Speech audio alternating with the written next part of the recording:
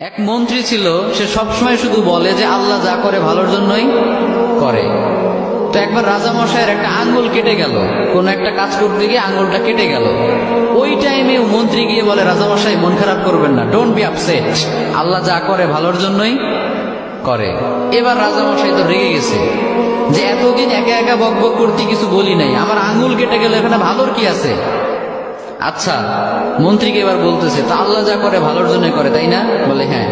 তো ঠিক আছে, যা, তোরে আজকে থেকে আমি জেলখানায় ঢুকিয়ে দিলাম। আল্লাহ যা করে ভালোর জন্যই করে, তার মানে জেলে যাওয়াটাও তোর জন্য ভালো। ঠিক আছে, যা, তোর মন্ত্রিত্বও কেড়ে নিলাম, জেলখানায় ঢুকিয়ে দিলাম। মন্ত্রী এবারও বলে, সমস্যা নাই, আল্লাহ যা করে ভালোর জন্যই করে। তো এবার রাজামশাই আরেকটু রেগে গেছে যে পানিশমেন্ট দিতে চাইলাম, উল্টা দিকে আমাকে নিয়ে ঠাট্টা করে, ভালো লাগতেছে না, কি করবে? রেগে মেগে কয়েকটা লোক নিয়ে, তার সাঙ্গপাঙ্গ যারা আছে ওদেরকে নিয়ে জঙ্গলে চলে গেছে শিকার করার জন্য। কি করার জন্য? পশু শিকার করার জন্য। তো পশু শিকার করছে করছে, ইন দ্য মিন টাইম কয়েকটা লোক তাদের উপর হামলা করলো। এরা হলো জঙ্গলি মানুষ, এদেরকে কি বলে? জঙ্গলি মানুষ, বুঝতে পারছেন? মানে এরা জঙ্গলি, ওদের উপর হামলা।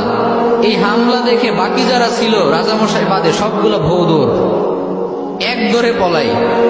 চাচা আপন প্রাণ বাঁচা, নিজে বাঁচলে বাপের নাম, রাজামশাই মরলে মরুক, আমরা বাঁচি। আর রাজামশাই তো সুখে শান্তিতে বসবাস, দৌড়ানোর প্র্যাকটিস নাই। ওই আল্লাহর বান্দা একটু দৌড় দিতে না দিতে ধরা পড়ে গেছে। আর অন্যদের তো হেঁটে দৌড়ে অভ্যাস আছে, ওরা পালিয়ে গেছে। এখন রাজামশাইকে সবাই ধরে নিয়ে চলে গেছে এক জায়গায়। আসলে রাজামশাইকে তারা নিয়ে গিয়েছে জবাই করার জন্য। কি করার জন্য? তাদের বিশ্বাস মতে প্রত্যেকটা বছর তারা তাদের দেবদেবীর উদ্দেশ্যে একটা করে মানুষ উৎসর্গ করে। তাদের ধারণা হচ্ছে একটা করে মানুষ যদি আমরা প্রত্যেক বছর উৎসর্গ করি দেবদেবীদের জন্য, তাহলে পুরো বছরটা দেবদেবীরা আমাদেরকে সিকিউরিটি দিবে, নিরাপত্তা দিবে।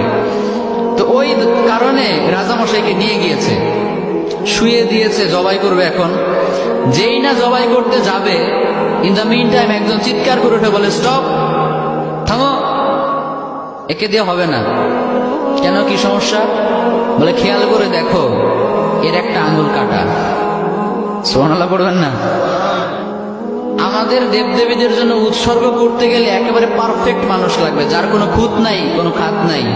এই লোকের তো একটা আঙ্গুল কাটা, একে দিয়ে আমাদের কাজ হবে না, ওকে ছেড়ে দাও। সুবহানাল্লাহ পড়েন। রাজামশাইকে ছেড়ে দিল। রাজামশাই খুশিতে এক দৌড়ে এসে জেলখানায় এসে মন্ত্রীকে বলে, মন্ত্রী মশাই, আপনি ঠিকই বলছিলেন, আল্লাহ যা করে ভালোর জন্যই করে। কিন্তু একটা জিনিস আমি এখনো বুঝলাম না, আমার আঙ্গুল কাটার কারণে না হয় আমি বেঁচে গেলাম, তার মানে আল্লাহ যা করে ভালোর জন্য করে, বুঝলাম। তা আপনাকে যে জেলখানায় দিলাম, এখানে আপনার কি ভালো, এটা তো বুঝলাম না। মন্ত্রী মশাই বলে, রাজামশাই এখনো বুঝেন নাই? আচ্ছা বলেন তো, আমি যদি আজকে জেলে না থেকে বাইরে থাকতাম, আপনি শিকার করতে কাকে নিতেন সাথে?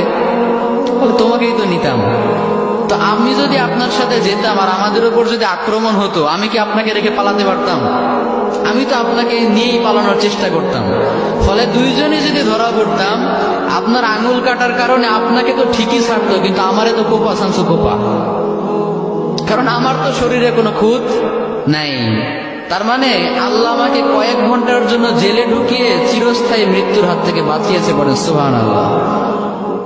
তাহলে এবারও বোঝা গেল যে আল্লাহ যা করে ভালোর জন্যই করে। তো এই জন্য আজকে থেকে আপনাদের সাথে যেটাই ঘটুক না কেন, মন খারাপ করা যাবে?